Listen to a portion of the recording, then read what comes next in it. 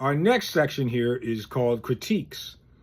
While many embrace this framework, some Christian athletes resist framing their lives strictly as spiritual warfare, highlighting contradictory experiences and suggesting that the paradigm does not hold perfectly for all. So, one of the things we talked about in spiritual warfare in sports was I couldn't explain or understand why Christian athletes did not or do not talk about spiritual warfare publicly. You really don't hear anything about it publicly. You hear athletes saying how they love the Lord or they love Jesus, and we've talked about that in previous videos also. But one thing you never really hear about is from athletes is spiritual warfare. And this is one of those reasons for that, is that they don't, I guess they did that, first of all, spiritual warfare isn't the same for everybody.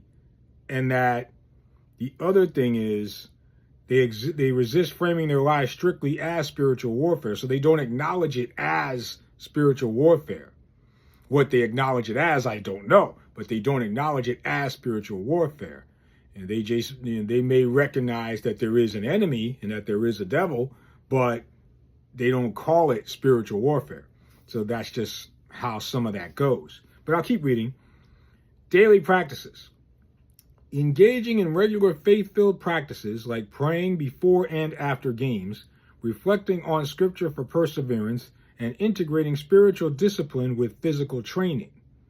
So that one pretty much explains itself.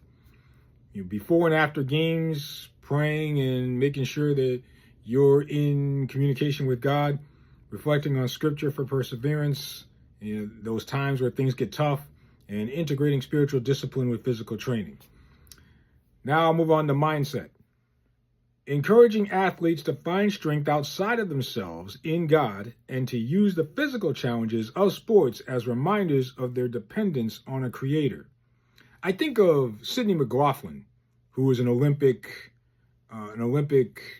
track star, and she has publicly expressed her faith in her press conferences after winning races and things like that. And so she might be a perfect example of this. Finding strength outside of themselves and using those physical challenges of sports as reminders of their dependence on a creator. So she's just one example. She was just the first person I thought of.